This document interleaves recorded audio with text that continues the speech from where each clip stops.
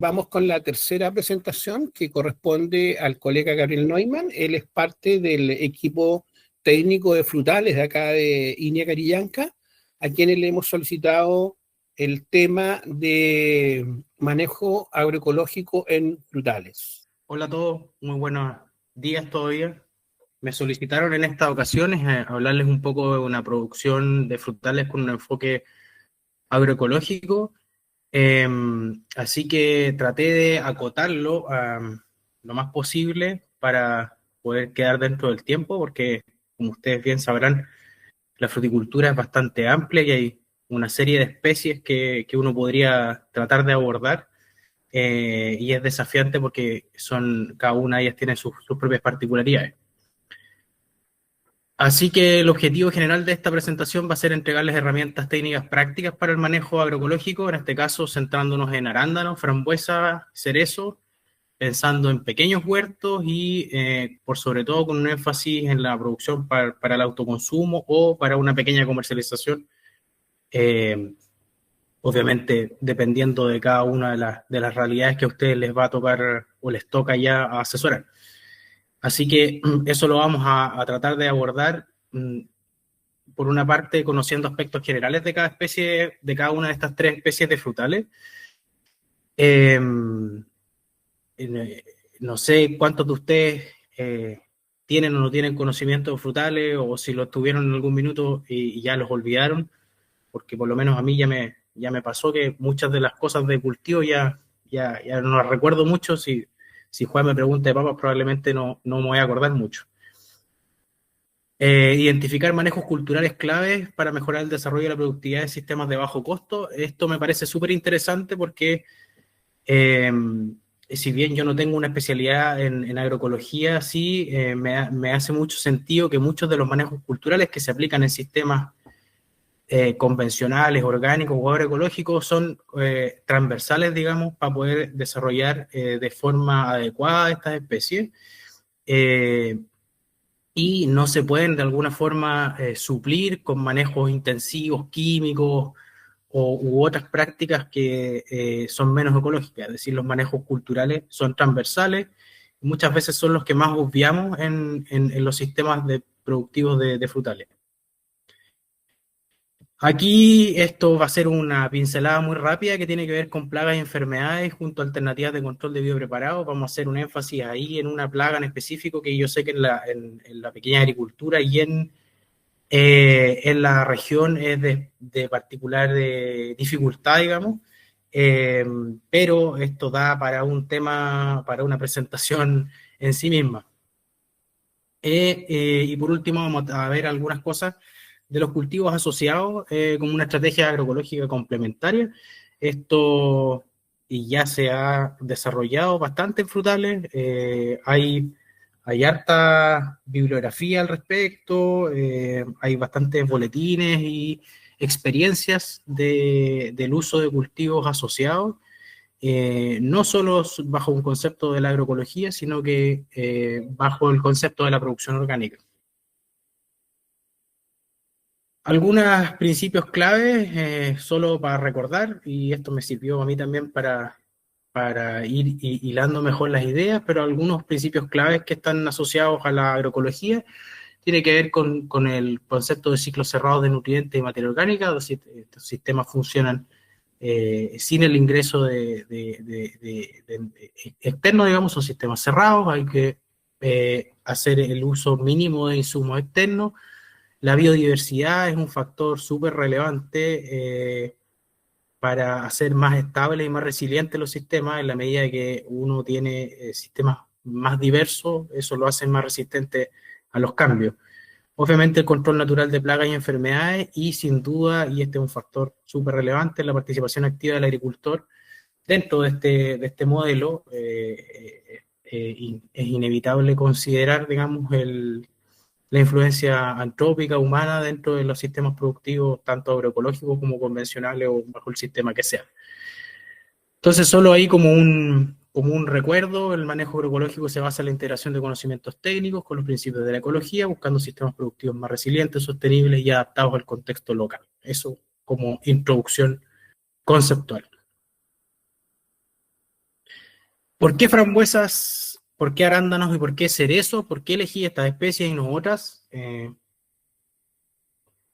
una buena pregunta y en general tiene que ver con esto, con que son frutales que se adaptan a la zona sur, en particular a la Araucanía.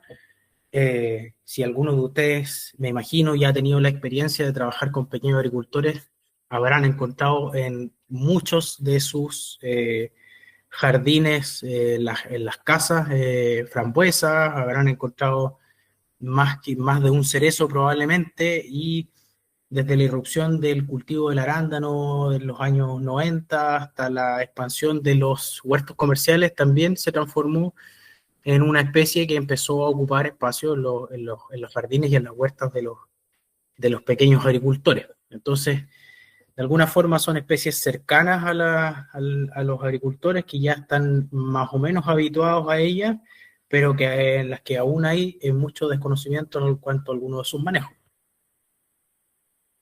Obviamente tienen una alta demanda nutricional, y esto pensando tanto en el autoconsumo como en la comercialización. Sin duda que las arándanos, las frambuesas, si bien los frutales o las frutas no están siempre en la base de la pirámide alimenticia, sin duda que son un aporte importante para enriquecer las dietas de las personas, tanto en el campo como en la ciudad.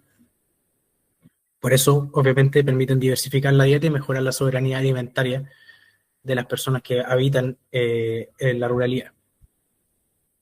Y esto me parece muy interesante, pueden cultivarse en espacios reducidos y bajo estructuras simples. En general, si bien hay diferencias entre estas tres especies muy marcadas en términos de los requerimientos de manejo, en general son especies que sí se pueden hacer en espacios reducidos y de los cuales se pueden obtener producciones interesantes. Y obviamente la posibilidad de generar accidentes comerciales a pequeña escala que pudiesen ser generar agroelaborados o incluso conservas para guardar para durante la temporada del invierno. Un pequeño tabla resumen solamente de las especies en las que vamos a tratar. Obviamente recordar solamente que las frambuesas y arándanos son arbustos, las frambuesas caracterizadas obviamente por un tremendo vigor y una capacidad de invadir espacios de forma muy rápida. Es una especie rústica, muy invasiva, de un crecimiento muy acelerado cuando está en condiciones adecuadas. Los arándanos un poco más lento en su crecimiento, un arbusto de raíces en general superficiales, y que le cuesta un poco más establecerse, no es el vigor que tienen las frambuesas. Y los cerezos obviamente son árboles caducifolios, un frutal mayor que tiene otra estructura, que se desarrolla de una forma distinta. No es un arbusto, sino que es un árbol muy grande, entonces requiere espacio y tiene otras demandas. Interesante en términos de la producción, las frambuesas permiten tener una producción durante un periodo de tiempo muy largo. Uno puede sacarle una gran cantidad de cosecha a las frambuesas de forma escalonada, lo que es positivo porque demanda menor mano de obra o menor cantidad de jornadas para poder hacer la cosecha y no perder la fruta. En el caso de los arándanos, hay una cosecha un poco más marcada, eso es muy dependiente de las variedades, lo vamos a conversar cuando veamos el segmento que tengo preparado de arándanos en particular, porque hay una gran variabilidad de variedades dentro de los arándanos que afectan, digamos, ese concepto de la cosecha única. Y los cerezos tienen una cosecha súper acotada, y eso es para todas las variedades, en un momento muy corto del año. Está toda la fruta disponible y hay que sacarla de forma rápida, y además es altamente perecible, entonces también eso hay que considerarlo al momento de o recomendarle a alguien el establecimiento de una planta de este tipo o el manejo que puede hacer en el campo si es que ya tiene un pequeño huerto, una superficie chiquitita establecida. Aquí solo requerimientos de suelo muy genérico. Esto es lo que siempre ustedes van a encontrar en la bibliografía, el concepto de que los arándanos requieren un suelo ácido. Y esto, si bien se mantiene como una realidad, la verdad es que no aplica mucho para la realidad de la Araucanía, porque el arándano en suelos ácidos en las condiciones de suelo, cuando están ácidos o acidificados de la región de la Araucanía, están muy asociados a saturaciones del aluminio muy alto, y el arándano se intoxica, así como muchas otras especies vegetales, con la saturación del aluminio alto. Entonces, este concepto, cuando en algún minuto se empezaron a establecer por primera vez arándanos en la Araucanía y en otras zonas del sur, incluso se llegó a acidificar más los suelos de lo que ya están naturalmente ácidos, con resultados muy, muy negativos a largo plazo. Entonces, este concepto del arándano en un suelo muy ácido, la verdad es que es discutible, por lo menos en la condición del sur de Chile. Obviamente los cerezos, al ser una planta de un frutal mayor, de un mayor desarrollo aéreo, también tiene un mayor desarrollo radicular, y obviamente requiere de profundidad de suelo muchísimo más alta. En general son 3 especies que no se adaptan muy bien a suelos pesados y con problemas de drenaje. Les va a pasar que en algún minuto van a encontrar frambuesas plantadas en zonas que se anegan o que tienen problemas de drenaje, y la verdad es que el potencial productivo o el desarrollo que tienen las plantas es muy bajo. Aquí solo un pequeño recordatorio en términos de exigencias de poda y de tolerancia a las heladas. Obviamente las frambuesas en este concepto de la tolerancia a las heladas son las más resistentes porque tienen una floración muy escalonada, por lo tanto si sufren daño en sus flores por una helada en particular, hay todavía un ciclo de floración continua que les permite en el fondo subsanar un poco ese daño. No sé si me explico, pero en el fondo cuando tú tienes una floración de una semana y justo en esa semana te cae una helada, pierdes el 100% de las flores. En el caso de las frambuesas, la floración es mucho más larga, entonces los eventos de heladas dañan menos cantidad de flores. Para ponerla, por eso me gusta ponerla, porque cuando ustedes revisen un poco con esto, con lo que se van a enfrentar, primera consideración que hay que tener cuando se habla de los arándanos, siempre se habla de la especie del Vaccinium corimbosum, y esto, para que ustedes lo sepan, es y no es tan así, porque en el caso de las variedades comerciales de arándano, hay una gran cantidad de híbridos con otras especies del género Vaccinium. Entonces, aquí ustedes van a encontrar arándanos que son el Vaccinium achei, el Vaccinium darobi, que son especies que tienen un menor requerimiento de frío y que se adaptan mejor a zonas climáticas más cálidas. Y lo que han hecho los programas de mejoramiento genético es hibridar muchas veces estas variedades, estas especies, para encontrar variedades que se adapten a otras distintas zonas climáticas. Y esto proviene principalmente porque ustedes pueden encontrar arándanos, si lo llevamos al plano de Estados Unidos, arándanos en Oregón y arándanos en Florida, pero son especies distintas y que los mejoradores han ido hibridando. Una variedad muy conocida en la región es la variedad Legacy, y esta variedad precisamente es un híbrido, por lo tanto tiene un poco menos de requerimiento de frío y tiende a no botar 100% sus hojas. Por eso aquí, otro punto importante, uno se plantea los arándanos como un frutal de hojas y y también se comportan como plantas de hoja perenne, no botan la hoja y tienen un ciclo continuo de crecimiento donde la producción se regula en base a la poda.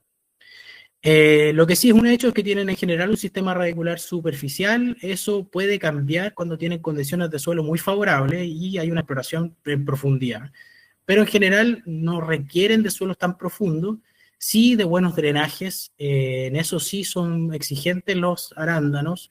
Los arándanos requieren de un ciclo de oxigenación del suelo y son muy poco tolerantes a los suelos con alta retención de humedad. Importante la polinización entomófila. En este caso necesitan la ayuda de abejas, de abejorros, de insectos que desarrollen, que muevan el polen. Por lo tanto, es súper importante aquí la incorporación de especies que sean atrayentes de agentes polinizantes en el caso de que quien tenga esta especie no cuente con abejas o no cuente con, digamos, la posibilidad de comprar o de pagar el servicio de polinización, que así creo yo que no lo va a hacer. Entonces es mucho más factible aprovechar en el fondo especies o los cultivos de especies asociadas, y ahí lo vamos a ver, que tienen impactos positivos en algunos otros aspectos y que además sirven como atrayentes para los agentes pues, del polinizante. Y aquí solo un recuerdo en el fondo de la importancia que tiene para la agricultura familiar.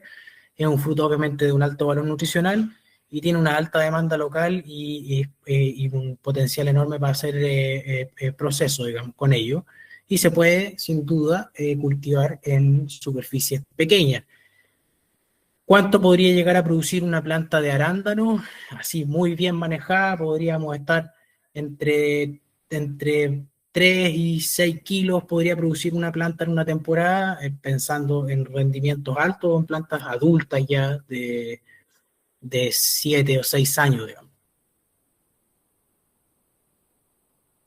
Aquí yo me voy a detener probablemente en de lo que más les voy a explicar como labor cultural es el tema de la poda, que es tremendamente relevante en los frutales y que es transversal a cualquier sistema de manejo. O sea, si lo vamos a mirar desde la agroecología o lo vamos a mirar desde la producción orgánica o convencional, la poda sigue siendo una labor que debemos realizar y que en muchos casos nos permite mantener plantas equilibradas que obviamente son menos susceptibles a la incidencia de enfermedades, incluso al ataque de algunas plagas.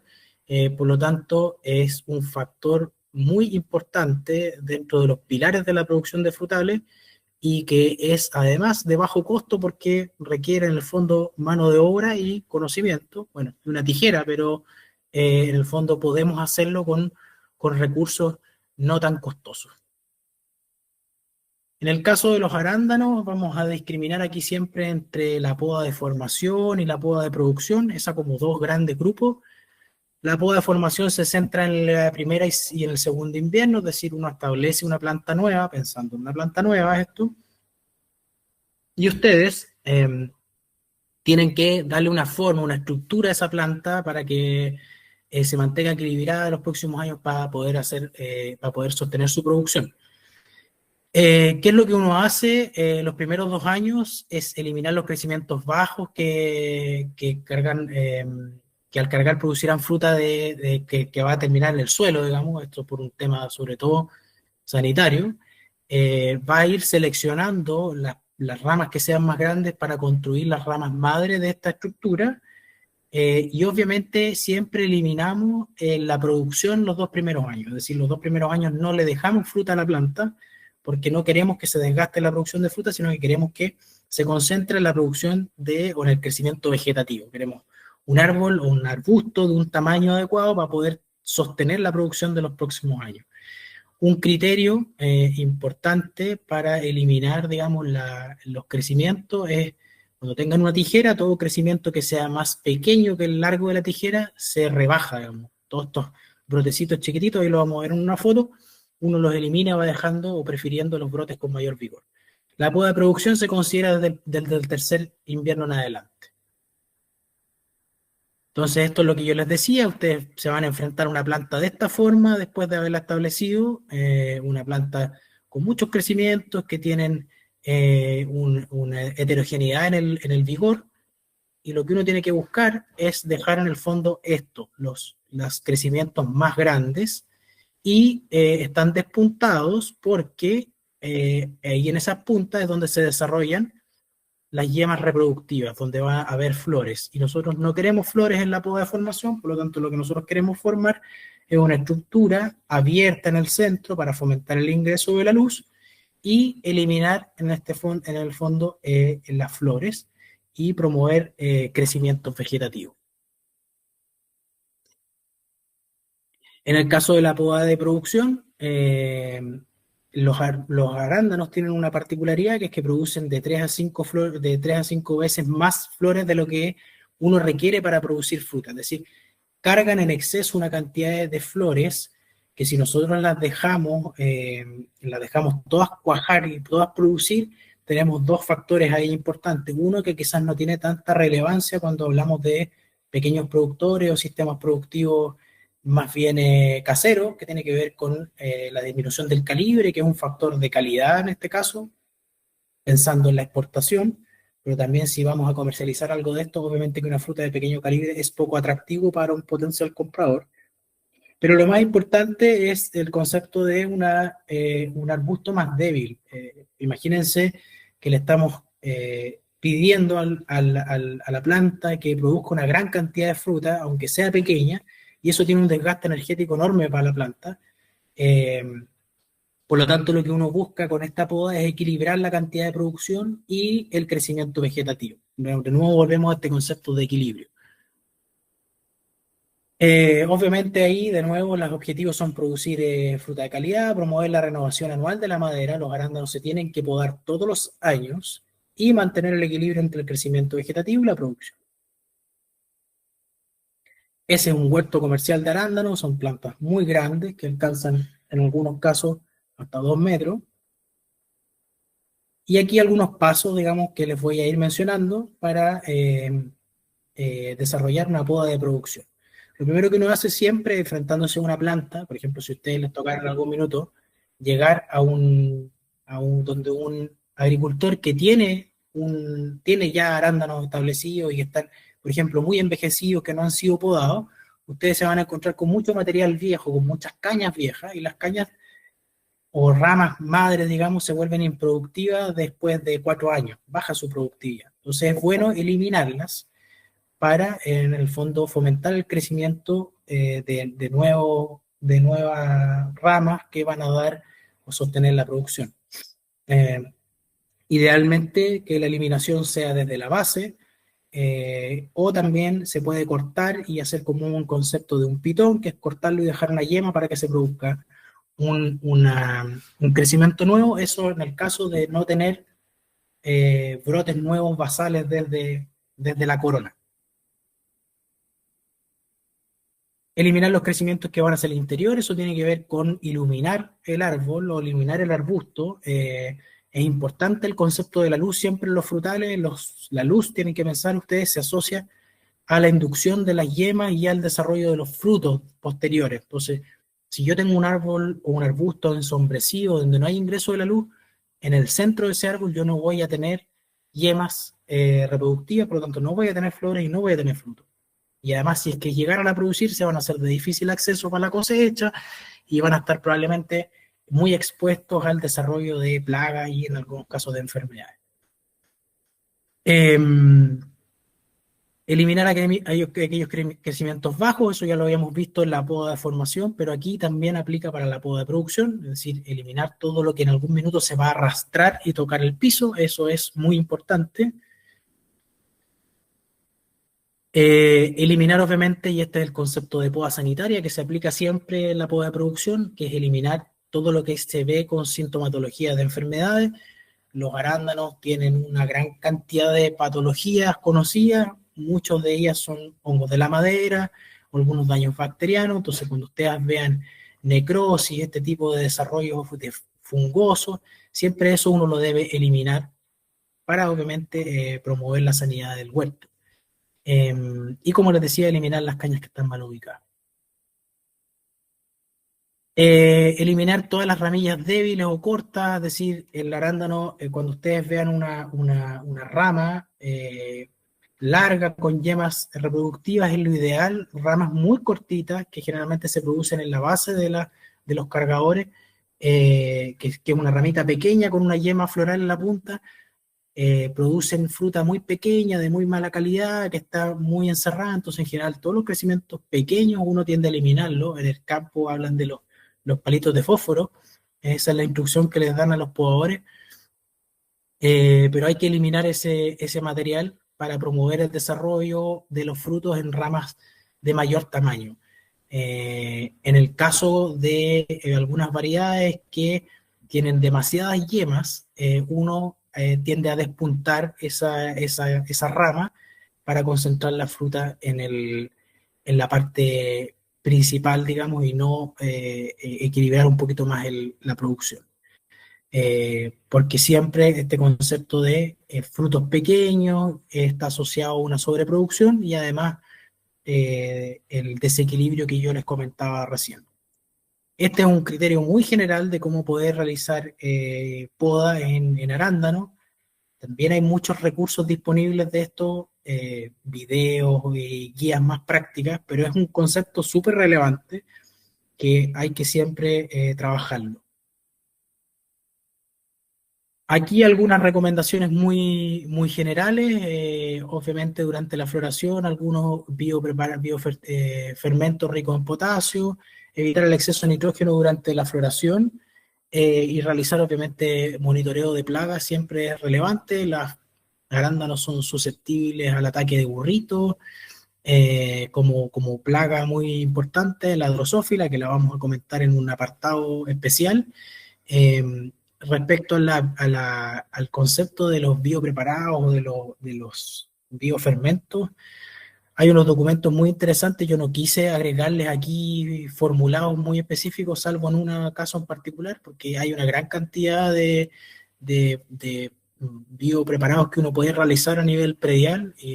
Quizás después les voy a dejar un link de eso. Hay un documento que sacó el INTA en Argentina respecto a este tema y es bien interesante. Hay varias cosas que se pueden aplicar a pequeña escala. Las aplicaciones de calcio, siempre de cal, son importantes no solo para mejorar la acidez y la saturación de aluminio de los suelos, sino también porque complementan en algunos casos algunas prácticas de manejo de plagas, ya que la cal aplicada en las coronas deseca algunas larvas y algunos huevos de algunas plagas que se desarrollan, como el caso de los burritos y de las drosófilas. Aquí en la pinta, desde la pinta en adelante, muy importante el concepto de la drosófila. Es el momento donde las moscas se sienten más atraídas a la fruta y es donde los ataques se empiezan a hacer más comunes. Entonces, es desde este momento en que hay que poner mucho ojo y ahí lo vamos a ver con mayor detalle.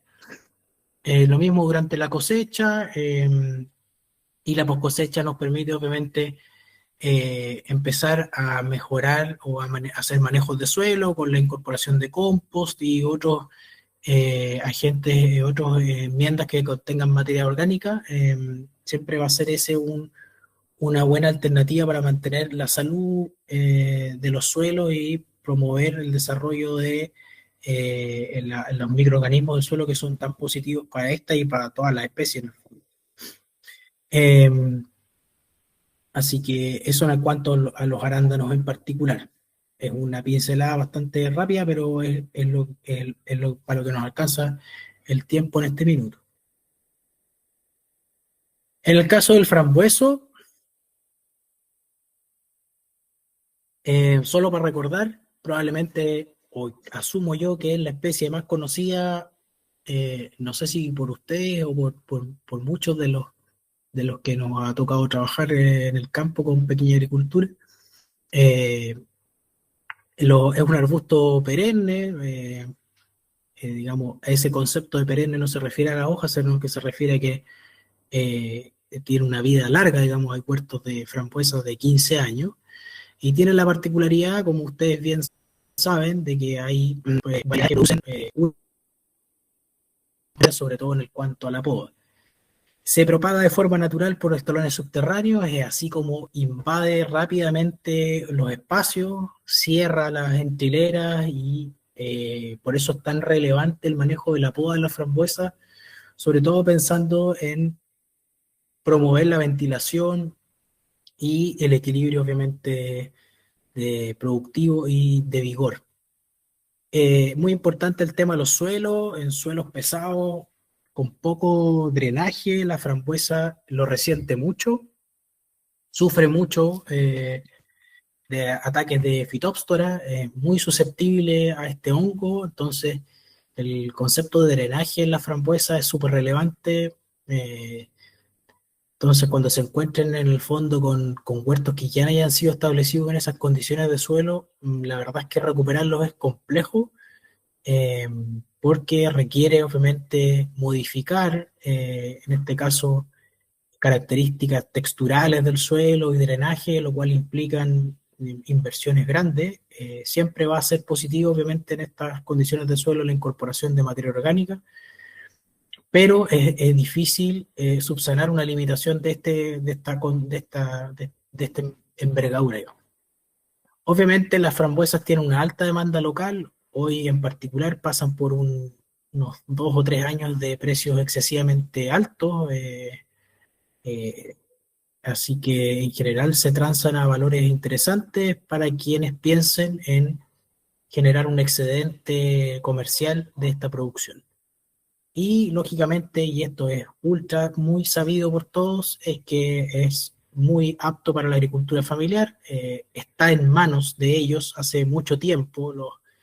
La frambuesa es un cultivo que está muy atomizado en pequeña superficie, ha ido cambiando eso el último tiempo, pero en general es un cultivo muy asociado a la pequeña agricultura y es un cultivo bastante rústico. Aquí de nuevo me voy a centrar en el concepto de la poda porque creo que de nuevo un factor muy interesante. Obviamente para mejorar la calidad de los frutos, aumentar el tamaño, mejorar la exposición de los frutos a la luz del sol, eso nos va a promover obviamente eh, maduraciones más homogéneas, digamos, la acumulación de azúcares de mejor forma, por lo tanto mejor sabor en la fruta. Si no está expuesta a la luz, muy difícilmente va a alcanzar los grados Brix que requiere. Y lo que más me importa a mí en conceptos de poda, más allá del tema de calidad, que sin duda es importante, es promover, digamos, el desarrollo de las plantas y asegurarnos el tener un huerto durante mucho tiempo. Obviamente las podas estimulan el crecimiento y controlan el vigor de la planta, que en el concepto particular de la frambuesa es tremendamente relevante. ¿Por qué podamos? Bueno, previene enfermedades y plagas, mejora la circulación de aire y eliminamos las partes enfermas. Eso es sin duda muy relevante. Esto también es aún más importante en las frambuesas, que es facilitar la cosecha, la accesibilidad, sobre todo cuando ustedes tienen huertos desordenados que se han dejado crecer libremente. Probablemente mucho de la fruta no la alcanzamos a cosechar porque no somos capaces de llegar a ella, o porque sencillamente muchas veces ni siquiera termina de madurar. Entonces, la poda también está muy asociado a esto, y obviamente eso tiene que ver con un concepto de organización de la planta.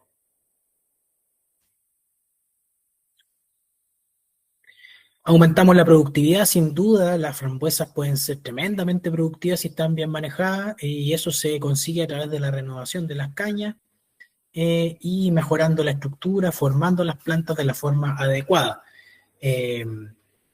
Este es el esquema habitual que uno conoce del desarrollo de un huerto ya adulto de frambuesa, donde la planta difícilmente se diferencia una de la otra, sino que es un continuo, digamos, una línea continua de cañas que emergen desde el suelo y que sostienen la producción de cada año.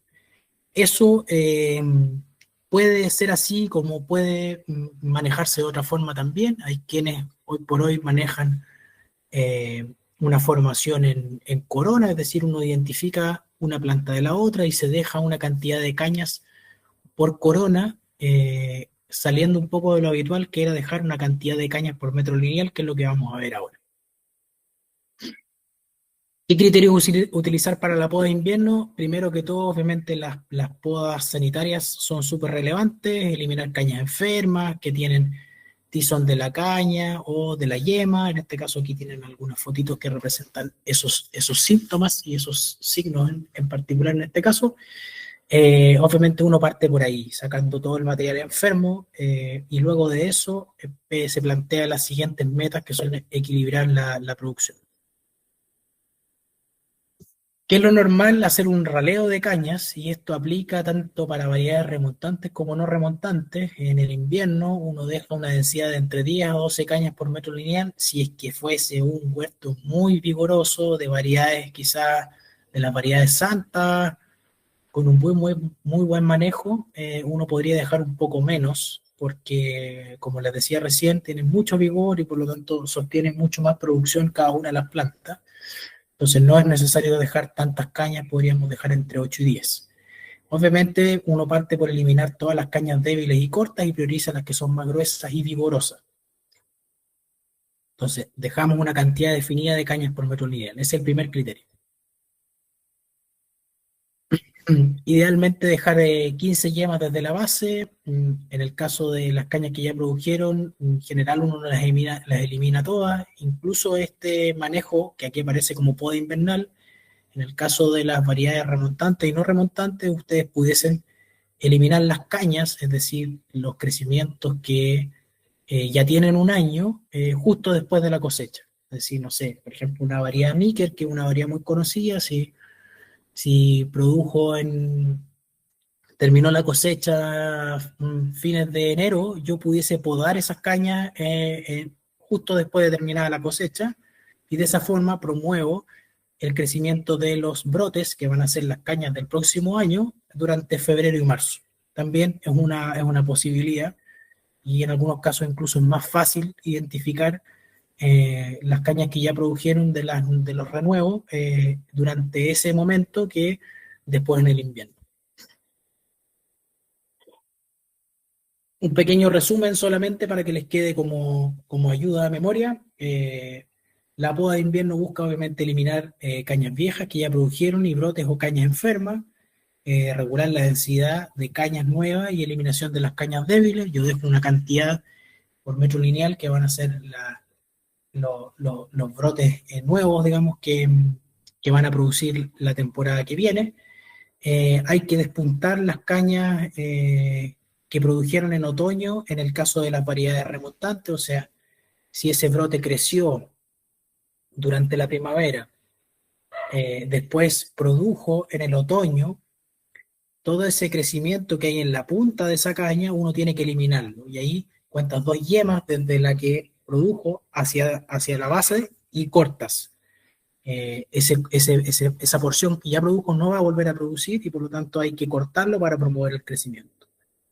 Poda rasante a piso es una posibilidad en las variedades remontantes, es solo una posibilidad, entendiendo siempre que va a reducir la cantidad de kilos de fruta que se van a producir. Cuando yo rebajo, estoy perdiendo toda la primera cosecha de verano y estoy moviendo todo hasta esta producción de otoño, entre comillas, otoño-invierno en algunos casos, con las variedades que son de muy larga producción.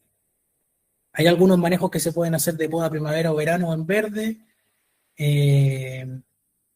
eliminar el primer flujo de retoños en las variedades no remontantes, tienden a ser pequeños y débiles y uno deja los crecimientos que vienen un poquito después, despunte leve y temprano en los retoños, en los brotes,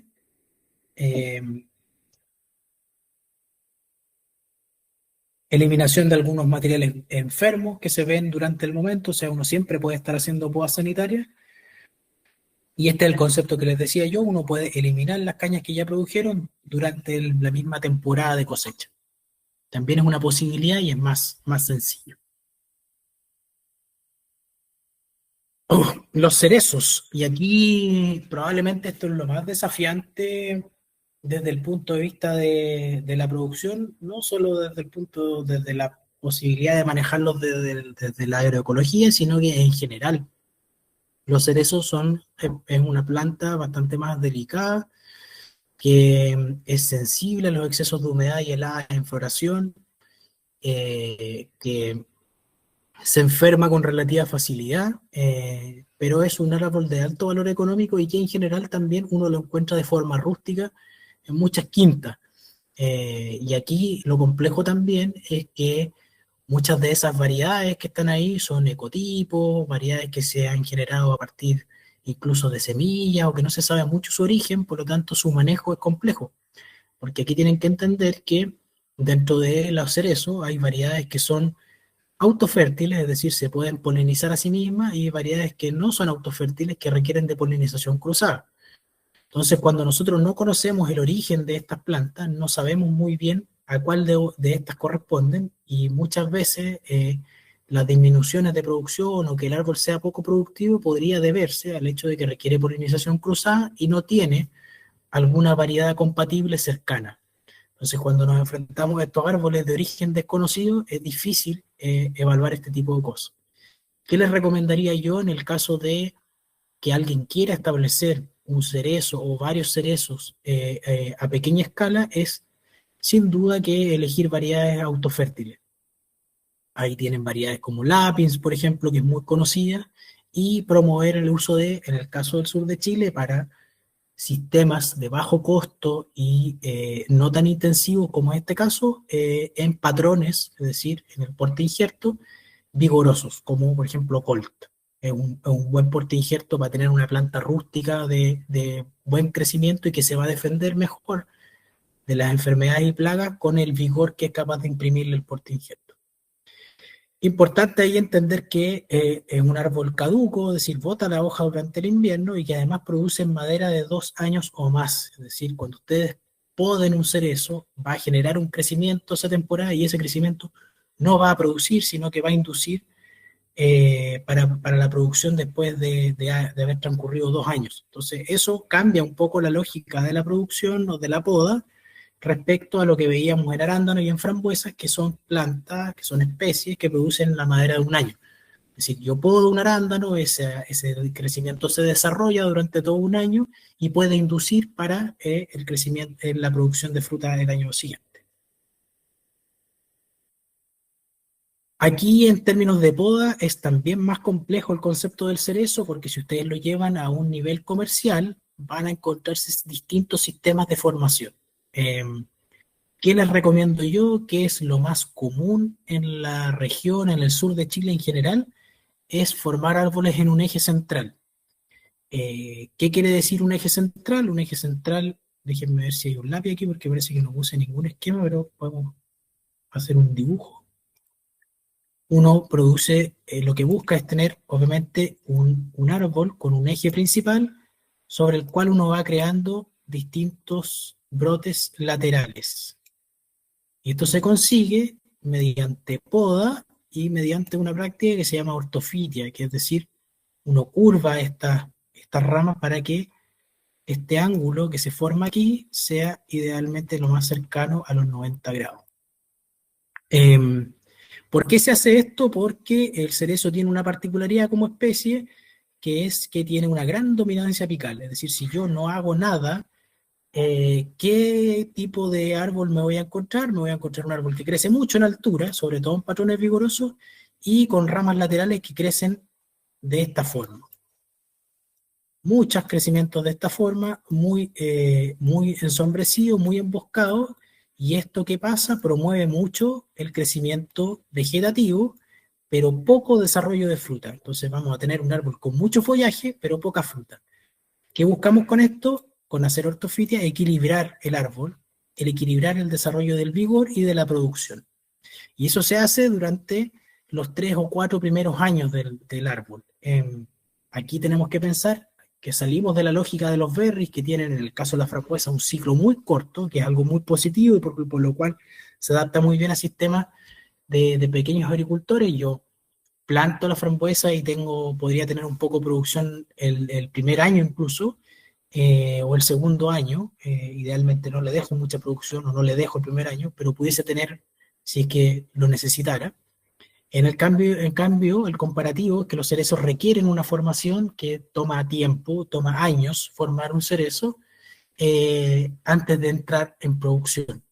Lo mismo, si yo los dejo producir muy jóvenes los árboles, voy a tener después un árbol envejecido, con poco vigor, que va a tener una vida útil productiva muy corta y que probablemente se va a defender muy mal de las plagas y enfermedades y por lo tanto va a tener una vida muy corta como individuo. Entonces yo busco, de los primeros 3 o 4 años, definir un eje central. Uno cuando recibe una planta de vivero es como un palito así largo. ¿Cómo se hace en la región o cómo se hace en el sur para formar esas plantas? Es mediante rebaje sucesivo, es decir, yo bajo, corto aquí el eje y hay algunas yemas abajo. Y esas yemas durante la primavera, verano, producen crecimientos. Y una yema puntera que va a dar un eje nuevo. Y el rebaje sucesivo va formando un árbol de esta forma. Eso es como habitualmente se hace en el sur, distinto a como se hace en la zona central, pero el manejo del sur generalmente es así. Y de esta forma voy generando un árbol con distintos pisos, que tiene distintos laterales que son los que van a sostener la producción. Dejé todo rayado la diapositiva. En la poda de producción, en la primavera, es para equilibrar un poco los crecimientos. A veces hay crecimientos de chupones o demasiado vigorosos que ensombrecen el árbol y que dificultan el ingreso de la luz. Y en post cosecha, es decir, una vez terminada la cosecha de los cerezos, que es temprana, todavía queda mucho verano, mucha temporada de crecimiento, uno puede hacer una poda en verde para el control de ese exceso de vigor, y obviamente la poda sanitaria se hace durante todo el año para eliminar material enfermo. Aquí yo les puse que la poda de producción se hace en primavera, pero ustedes cuando lo revisen, si es que revisan material de la zona central en términos de producción de cerezos, les van a recomendar o va a aparecer esto como poda invernal. En general en el sur, las personas, los productores no suelen hacer podas invernales por la posibilidad en el fondo de que las plantas se enfermen con mayor facilidad.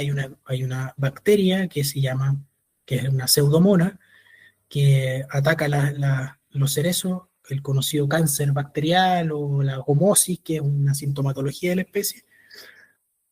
Es muy dañino, tiene una alta prevalencia en el sur porque la bacteria se moviliza por el agua y además ingresa por las heridas que se producen por los daños por helada.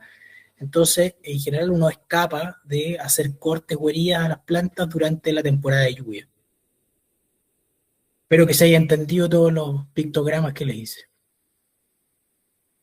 En términos de la regulación de la carga y centros productivos, lo mismo que en las otras especies, uno tiende a regular la producción con un poco de poda para evitar la reducción de los calibres de la fruta, que de nuevo, si no tiene un fin netamente comercial, no es tan relevante, pero sí porque provoca un daño estructural en la planta, agota las reservas y va promoviendo un desequilibrio que lo único que les va a traer en el futuro son, en el fondo, procesos de añerismo, como se conoce en los manzanos o como está más estudiado, que aquí no califica para el concepto, pero es para que lo entiendan, es decir, tengo una producción muy alta un año, otra producción muy baja el otro año, y que en el continuo, en lo largo del tiempo, como uno mira los huertos frutales en 15 o en 10 años, voy a ir cada vez más bajo por un envejecimiento del material vegetal. Entonces, la poda renueva las plantas, mantiene el equilibrio entre el vigor y la producción y va renovando los centros productivos.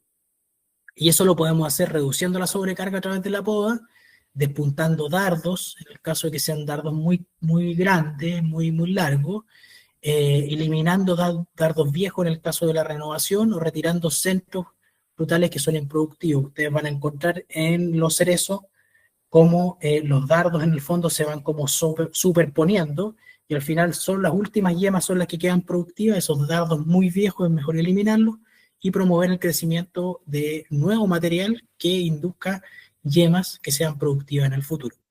¿Cómo identificar las yemas? Las yemas globosas son las yemas florales y las yemas que son como puntitas verdes, chiquititas, son las yemas que dan el origen a las hojas. En los cerezos hay en general un desarrollo de estructuras mixtas donde hay hojas y además hay frutos, o flores y frutos. Aquí me quise hacer un apartado especial que tiene que ver con el desarrollo de manejo integrado de plagas desde una mirada de la agroecología. ¿Por qué quise hacer esto separado de la producción de frutales como tal, como prácticas culturales? Porque es un tema súper relevante que es, además, en general, de difícil acceso para los pequeños productores que no tienen dinero para pagar insumos costosos y que además tiene, obviamente, un impacto ambiental asociado. El uso excesivo de insecticidas, digamos. Ya no es necesario en el fondo comentar los impactos que tienen sobre los agentes polinizadores y sobre la biología que habita habitualmente los campos. Entonces vamos a buscar el manejo integrado de plagas, obviamente, solo para recordar, busca mantener poblaciones bajo umbrales de daño económico, o sea que no sean un problema. En los sistemas agroecológicos priorizan prácticas culturales, biológicas y mecánicas sobre el control químico, sin duda, a pesar de que algunos biopreparados uno podría asumir que es, entre comillas, un control químico, porque contienen algunos compuestos que, si bien son de origen natural, tienen un efecto sobre, en algunos casos, las plagas. Obviamente el monitoreo es clave, me permite detectar las plagas a tiempo y decidir acciones según el ciclo del cultivo. Y sin duda que la participación del agricultor siempre es relevante y por eso la menciono. El rol de la poda, de nuevo, latero con la poda yo, pero es importante para mí como factor relevante en la producción de frutales. renueva la madera vieja, evita la acumulación de inóculos y mejora la entrada de la luz. Eso es súper real. Huertos envejecidos van a ser obviamente más susceptibles al ataque de enfermedades y de plagas. Por eso puedes hacer, en el caso de las frambuesas, podas rasantes en remontantes o raleo en las podas no remontantes, es decir, mantener la ventilación. En arándanos renovar las cañas, mantener las plantas abiertas, y en cerezos promover centros frutales, mantener altura y una estructura clara. Sin duda que es lo que ya habíamos visto, pero que no solo tiene un impacto en el equilibrio de la planta y en la producción, sino también en el control de plagas y enfermedades. Entonces la poda en el fondo reduce las plagas, mejora la fruta y facilita obviamente la cosecha. En el caso particular de la drosófila, ¿y por qué lo puse? Porque es quizás la plaga con una irrupción más sostenida en el último tiempo, y en el que los pequeños agricultores tienen pocas herramientas para controlarla. Yo he visto mucho, a veces uno ve como la gente comenta que aparecen larvas en la fruta que compra o que saca de sus huertos, y la verdad es que el daño que hace es tremendo. Unos minutitos más, Gabriel. Ya, ok. Entonces, solo para recordarles algunas cosas, voy a ir más rápido, que me extendí mucho, mi Juanito. Algunas recomendaciones con el tema de la drosófila: hacer trampas para captura masiva es súper importante. Estas se ponen en el perímetro de los huertos. Aquí hay una pequeña infografía de cómo se hace. Se puede hacer un atrayente de forma casera, que puede ser vinagre de manzana con un poco de detergente para reducir la tensión superficial y que las moscas se ahoguen en estas trampas. El trampeo masivo es muy relevante incluso en el invierno, donde todavía hay individuos que están quedándose en hospederos cercanos. A esto se le puede agregar alcohol en algún minuto si uno quiere que sea más volátil la mezcla y que los aromas atraigan a las moscas desde más lejos. Aquí un poco los esquemas de cómo se ponen, cada cuánto se revisan, cada cuánto se cambia el atrayente. Esto obviamente es para hacer captura masiva, y eso es una herramienta muy útil y que no tiene ningún impacto sobre ningún otro insecto benéfico. Como ya les decía, el control de las podas sanitarias en términos culturales, manejo de residuos, y aquí este es un claro ejemplo. Este tipo de cosas no son adecuadas, atraen este tipo de enfermedades, de este tipo de plagas, digamos, y ir almacenando la fruta de desecho o los desechos que sean atrayentes para las moscas en envases cerrados. Un pequeño griego preparado que es muy útil para el control de la drosófila. Aquí se los dejé como recetario de la cocina, para que lo cocinen en la casa. Y el principal ingrediente activo de esto es la capsaicina, que está en productos comerciales incluso, como el Biocap, por ejemplo, que se recomienda como repelente, y lo bueno es que no tienen carencia ni tienen ningún impacto negativo sobre la salud, más allá de ser ají y un poco de jabón doméstico. Otra cosa es el uso de las plantas trampa o atrayentes o repelentes. Esto también es muy importante, mejora la biodiversidad, atrae agentes polinizantes que son positivos y aleja algunas de estas plantas. Ahí alejan algunas en el caso de la drosófila. En particular, algunas de estas plantas funcionan como repelentes, como la menta, el tomillo, todas estas plantas, los crisantemos, son muy útiles para estos factores y se pueden plantar en las cabeceras de las hileras o en las cercanías de los huertos. Solo algunas recomendaciones generales en términos de riego. Lamentablemente aquí no nos podemos alejar del agua, los frutales son dependientes del agua, no se puede hacer fruticultura en secano, salvo en algunas especies en particular, pero no en la zona, no en la Araucanía. Así que solo regular, en el fondo, hacer un control del riego para evitar sobre regar o fomentar también un déficit hídrico. Idealmente no usar riego por aspersión sobre los frutales o mojarlos con una manguera durante la floración, porque favorece el desarrollo de hongos. Es un concepto importante. Manejo de suelos vivos, y esto es transversal y creo que lo han visto en las presentaciones anteriores. Tiene que ver con el uso de enmiendas orgánicas sobre todo, y de algunas otras enmiendas positivas, como si en el caso de que tuviesen acceso a algunos insumos pudiese ser el fertilleso o la cal, para regular en el fondo la acidez y promover también la acumulación de calcio en el suelo, que es positivo para los frutales. Cultivos asociados lo veíamos como plantas repelentes, plantas trampa o de cobertura que están alrededor, y algunas plantas que pudiesen mejorar el contenido de nitrógeno en el suelo, como el caso de asociaciones con leguminosas en las entrehileras, y las que atraen polinizantes e insectos benéficos como la lavanda, el diente león, etc. Ubicarlas en los bordes o entre hileras o calles, preferir especies de bajo porte, obviamente, para no competir por luz, y mantener, obviamente, siempre mucha diversidad. Y obviamente los beneficios que uno espera: reducir la presión de plagas, mejorar la presencia de insectos benéficos, mejorar la estructura del suelo, reciclaje de los nutrientes y estabilizar la resiliencia de los sistemas agroecológicos. Muchos recursos disponibles en la biblioteca y en el de línea. Hay de hecho un manual de producción de berries con mirada agroecológica que salió el 2022 o por ahí me parece, de Carmen Gloria Morales, muy bueno para que lo busquen. Están todos gratis los recursos de línea en la biblioteca. Y si quieren aprender más de fruticultura, hay una nueva versión del Diplomado de Manejo de Producción Frutícola de la Araucanía, que tiene becas y que es gestionado por el programa al que yo participo, Araucanía Frutícola, y desarrollado en conjunto con la Universidad de la Frontera. No sé bien cuándo van a salir las fechas de postulación, pero para que estén atentos ahí a las redes sociales del programa y de la universidad, si es que es un tema que les apasiona y les interesa, para postular a la cuarta versión. Eso, muchas gracias, espero no haberlos aburrido demasiado y que algo de la presentación sea de utilidad para ustedes. No, todo lo contrario, muy interesante tu presentación, Gabriel. Vamos a dejar un espacio para consultas. María José Cuevas tenía una consulta sobre los portainjertos. María José.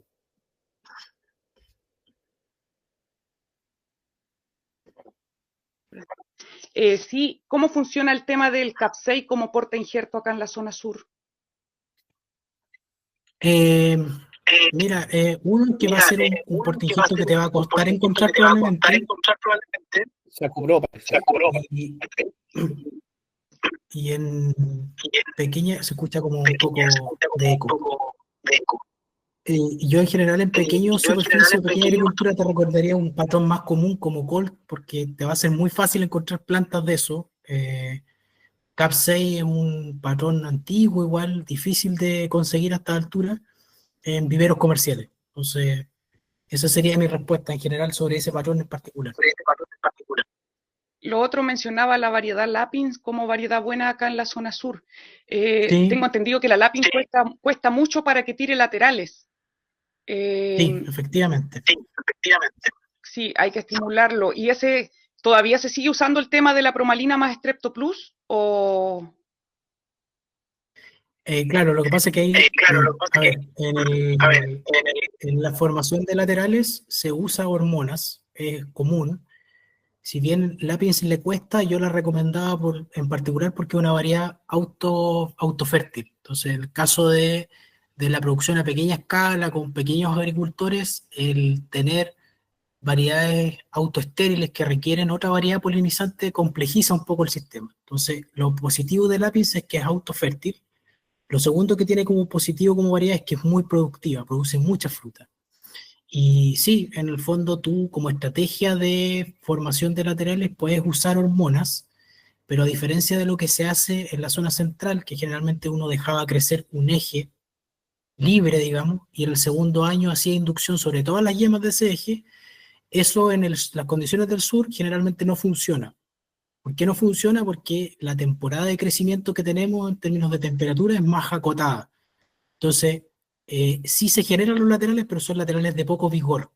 Entonces, lo que uno hace es rebajar ese eje para dejar una cantidad de yemas más pequeña, 5 o 6 yemas, y formas un primer piso de laterales. ¿Puedes hacerlo con hormonas? Sí, o con el puro rebaje probablemente también va a ser posible de desarrollar. Y ahí se usa, en el caso de la hormona, puedes usar una mezcla, como tú bien lo decías, en el Strepto Plus se agrega en el caso de hacer incisiones. También se puede pintar sin hacer incisiones. Entonces existen distintas alternativas de ramificación, pero se siguen usando las mismas como la que tú mencionabas. Muchas gracias. De nada.